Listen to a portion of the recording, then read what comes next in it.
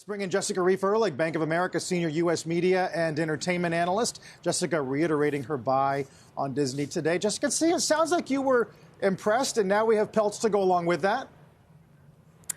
Yeah, I mean, having Bob Iger back brings a tremendous amount of confidence that there's strong leadership, but it's strong and experienced. Bob's done this before.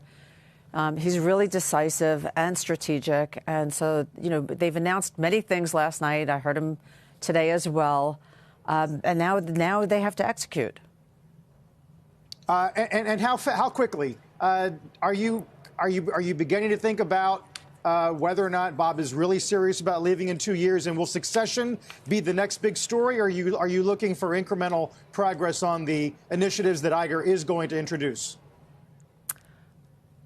I think there's a tremendous amount of debate about the timing of when Bob leaves. He actually leaves, and nobody really knows that but Bob. So I really can't.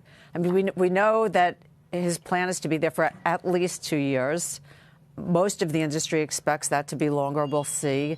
Finding a successor does take time, but they have really strong management now at the divisional level. Whether they, we'll see how the succession plan plays out. I think the near term the focus will be on execution, really driving direct to consumer. Theme parks obviously are in really, really good shape. And then, what they do strategically. So they were really clear that ESPN is not for sale, nor will it be spun off anytime in the near future, if at all. And the question really is Hulu. There was a lot of hemming and hawing in that last interview. Jessica, you've reiterated your buy rating on Disney. You got a price target of $135 a share. I mean, the street in general, largely, very bullish on Disney, especially since Iger returned to the CEO position. What are the biggest risks here to your thesis and to the stock? Look, again, Bob Iger is an incredibly strategic, successful, decisive manager. But there are probably more challenges facing Disney now than any other time that we can recall.